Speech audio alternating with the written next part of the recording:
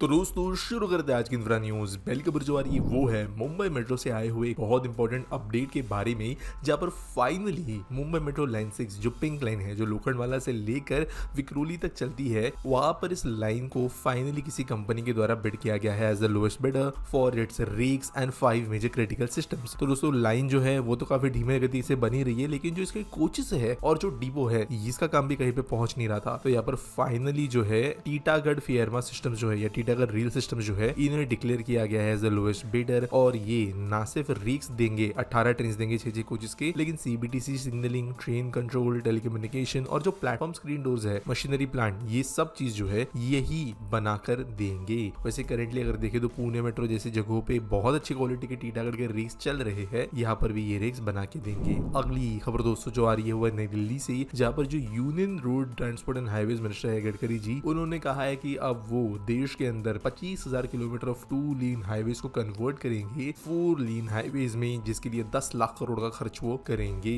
तो ये सच में एम्बिशियस प्लान है। जनरली देखा गया गडकरी जी ने स्टार्टिंग में न्यू एक्सप्रेसवे पे बहुत जोर दिया, कुछ सक्सेसफुल कुछ इतने नहीं, लेकिन अब फाइनली जो है इन्होंने ये बड़ा डिसीजन लिया है कि एग्जिस्टिंग हाईवेज को भी अपग्रेड किया जाएगा। वैसे ये भी बोला गया है कि तकरीबन उन्होंने पिछले 6 साल में 6 लाख करोड़ के काम किए हैं, जिसके अंदर 16,000 किलोमीटर हाईवे का अपग्रेडेशन हुआ। अगली खबर दोस्तों ये जयपुर मेट्रो रेल कॉर्पोरेशन से, जो कि कंसिडर कर रहे हैं अपने रूट का एक्सपांशन, जहां पर एक कैंसिलेशन भी हुआ है of the earlier proposed Badi Chaupar to transport Nagar extension to Surajpol gate. और यहाँ पर भी जो एक्सटेंशन है ये कुछ नए मेट्रो कॉरिडोर्स के द्वारा किया जाएगा। यहाँ पर जो है हो सकता है कि 2 हमें एक्सटेंशन मिले, बड़ी चौफार, अजमेरी गेट और जोहरी बाजार के साइड, जबकि दूसरा जो एक्सटेंशन होगा वो संगनेरी गेट से लेकर ट्रांसपोर्ट नगर के बीच में होगा। तो ये वैसे बहुत बड़े एक्सटेंशन नहीं है, 3-4 ऐसे किलोमीटर की ही है। अगली खबर दोस्तों जो आ रही है वो दिल्ली डेवलपमेंट अथॉरिटी से, जिन्होंने फाइनलाइज प्लान किए हैं to develop a multipurpose stadium on 20.32 actors of land in Narela sub city. तो ये स्टेडियम जो है होलंबी विलेज के पास में बनेगा, बिहाइंड मेट्रो विहार फेज 1, और जो UR2 है उसके पास में ये बनेगा। ये स्टेडियम जो है बड़ा होगा,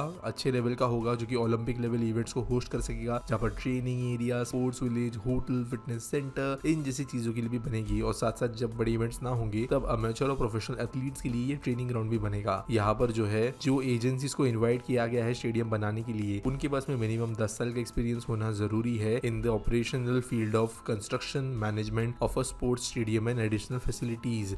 इसके अलावा दोस्तों यहाँ पर commercial shop spaces, landscaping, parking, recreational parks, ये चीजें भी बनेंगे। अगली खबर दोस्तों जो आ रही है वो है भारत की एक डिफेंस डील से रिलेटेड, जहाँ पर 62,700 करोड़ का एक बहुत बड़ा डील साइन किया गया है 156 इंडिजीनियस प्रचंड लाइट कॉम्बैट हेलीकॉप्टर्स खरीदने के लिए। तो HAL से ये हेलीकॉप्टर्स खरीदेगी हमारी आर्म फोर्सेस, और CCS ने अप्रूव कर दिया है डील। इसके पहले 90 हेलीकॉप्टर्स का ऑर्डर था LCH का, इसके अलावा आर्मी का 66 ऑर्डर था IF के लिए वगैरह। लेकिन ये जो हेलीकॉप्टर है ऑब्वियसली ये बड़े हैं, 20 mm टूरेट गन सस्पेंडर हो सकती है, 70 mm के रॉकेट सिस्टम्स यहाँ पे लग सकते हैं, और इसके जैसे धीरे धीरे एयरफोर्स कैपेबिलिटीज बढ़ रही है। और अच्छी बात है कि आर्मी अब ओपन अप हो रही है भारतीय प्रोडक्ट्स के लिए। अगली खबर दोस्तों जो आ रही है वो है नोएडा से, जहाँ पर मेडिकल डिवाइसेस पार्क के लिए काम ज्यादा अच्छे से शुरू हो रहा है। तो सेक्टर 28 ऑफ यमुना एक्सप्रेसवे पे काम स्टडीली आगे बढ़ रहा है, और अब तक 74 प्लॉट्स यहाँ पे अलॉट कर दिए गए हैं। इन्हीं के बारे में गवर्नमेंट ने बोल दिया है, जिसके अंदर से 36 प्लॉट ऐसे हैं जिनके अंदर लीज डीड्स भी एग्जीक्यूट हो चुकी है, यानी कि मेडिकल पार्क में 36 कंपनियां बनेंगी।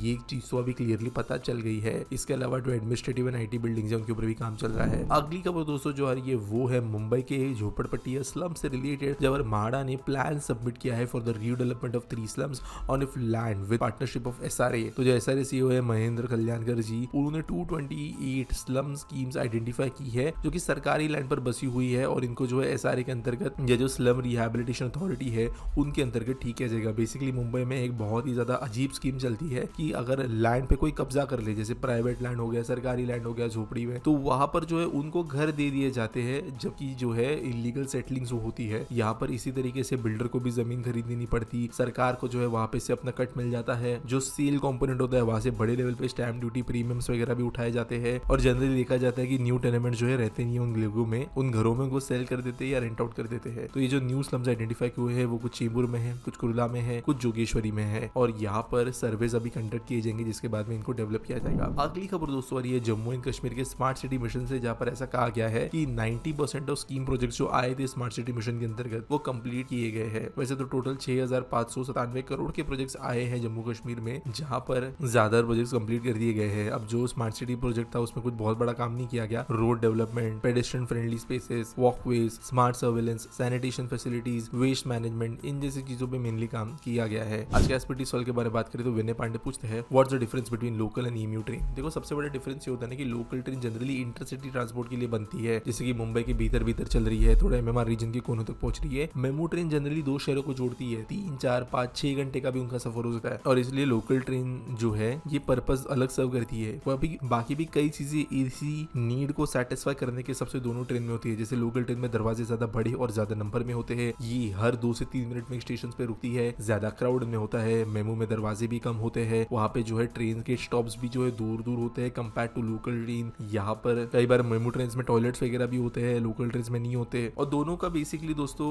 नाम भी जो है वो चीज आइडेंटिफाई करती है। ईएमयू जो है वो तो सीधा ट्रेन का नाम है, इलेक्ट्रिकल मल्टीपल यूनिट, लेकिन मेमू जो है वो है main line electric multiple unit, यानी कि वो है तो एक काइंड ऑफ लोकल ट्रेन ही अगर इंजीनियरिंग पॉइंट ऑफ व्यू से देखे तो, लेकिन ये चलती है मेन लाइन रेलवे पे, यानी शहरों के बाहर जो बाहर पटरियां चली जाती है वहां पे भी चलने का काम करती है, इसलिए उनको मेमू बोला जाता है। उम्मीद करता हूं सवाल का जवाब मिल गया होगा। बाकी आपको अगर वीडियो पसंद आई होगी तो लाइक करना, प्लीज सब्सक्राइब करना हमारे चैनल को, क्योंकि डेली हम अपडेट्स लाते रहते हैं। न्यूज सबमिट करने के लिए आपको डिस्क्रिप्शन में लिंक मिल जाएगी। मिलेंगे अगले वीडियो में।